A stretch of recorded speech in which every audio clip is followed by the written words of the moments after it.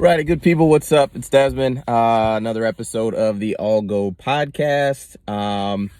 Want to talk about these trades that happened the last couple days over the weekend. The 49ers jumped up from 12 to 3, presumably to get a quarterback.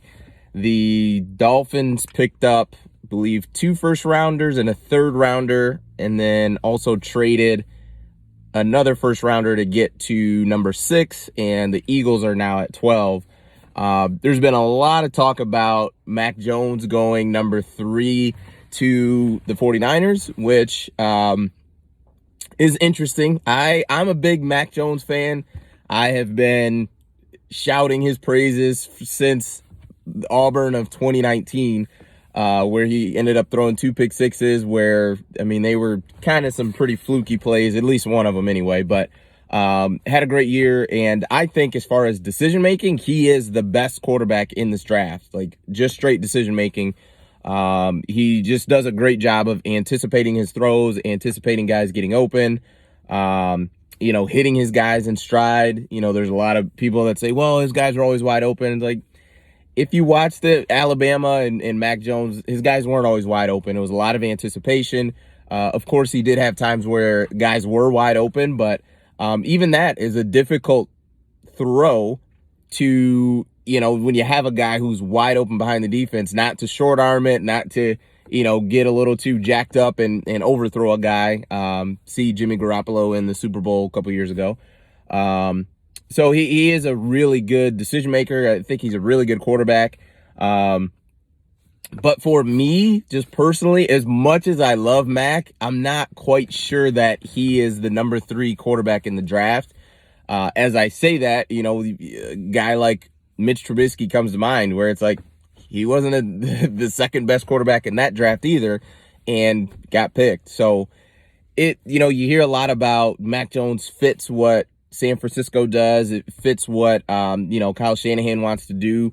There are a lot of outside zone, play action, want to kind of dink and dunk a little bit. That's really what Jimmy G has done since he's been there. But I think Matt can do that, and I think he can execute that at a high level.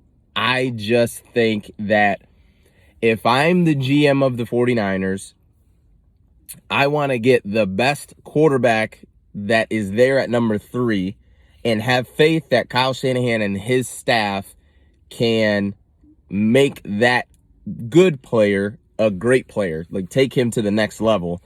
And for me, I think that when you're just talking about the quarterback position, that Justin Fields gives you things that Mac doesn't.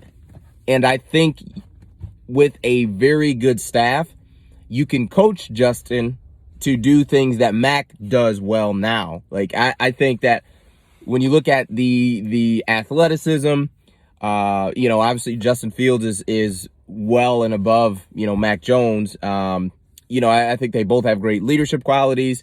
But to have a quarterback run a 4.4 or 4.3, whatever Justin Fields ran, like, that's crazy.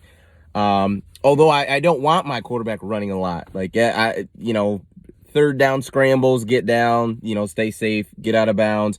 I think Russell Wilson is probably the prototypical way that I want my quarterback to scramble and run, as far as he always gets out of bounds, he always gets down, he's not taking the big shots. But for Justin, I think that if you're sold that your staff is a great staff, then I'm taking Justin Fields, because he gives me something athletically that Mac doesn't, and my staff can coach him to make better decisions and to be a better quarterback than he was at Ohio State with me in San Francisco. That's just my thought process of it. But the tough part is for San Francisco and John Lynch, name me a poor move that they've had. He has nailed every draft pick, free agent signing. He nails it. He nails it. So I'm kind of hard pressed, even though I, went on that kind of spree or whatever soliloquy in regards to, what the 49ers should do and how they should look at it. John Lynch has been phenomenal. He's been a great GM for them. They've drafted really well. You could make a case that, you had the number 2 pick and Bosa was just right there, but nonetheless, like they've done a really good job of it. They ended up trading one of their D linemen, I want to say it was Buckner, to the Colts for a first-round pick, and then turned around and took that first-round pick and drafted essentially Buckner's replacement, which sounds like it's a lot of activity to end up roughly at the same spot. But when you look at Buckner was in the last year of his deal, looking to get paid, have a pretty big contract, but with you trading him away and getting a first-round pick and drafting his replacement, you now have another player that's on a rookie deal. And then I think he was like a 12 to 15 draft pick as far as where he was picked. So, outside of that signing bonus, like he's making in NFL terms next to nothing. So that's exactly what you like. That's the ideal situation. For instance, if we were talking about a running back, I got a running back who is coming up, ready to get paid, ready to get a big deal. I trade him, get a first-round pick, and then draft a running back, and he has roughly the same production as the last guy I had. That's literally the ideal situation for an NFL team. So we'll see what happens. I've seen some reports today that San Francisco has had communications with Jimmy G that he is in their long-term plans. I'm not sure what exactly that means, but Jimmy had said he responded with, he's open and welcomes competition. So that's fine. So whether it's Mac Jones, Trey Lance, Justin Fields, whoever it is, let's get them in the facility. Let's get them on the field. Let's get them on the whiteboard. Let's get them in the film room, and let's see who plays the best and who's ready to go. So we'll see what happens. It's an interesting situation. It's pretty cool to have, a lot of activity and trades and stuff going on. And also kudos to Miami.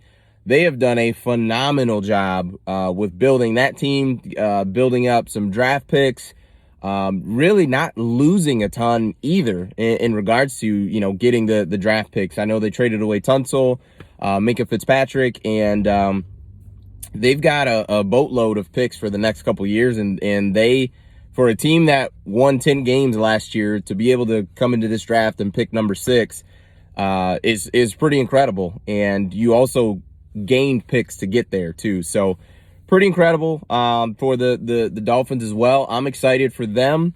I am a Lions fan, but I tell, one of my good friends, Dre, that, I might have to just transition and be a Dolphins fan because they actually have hope there.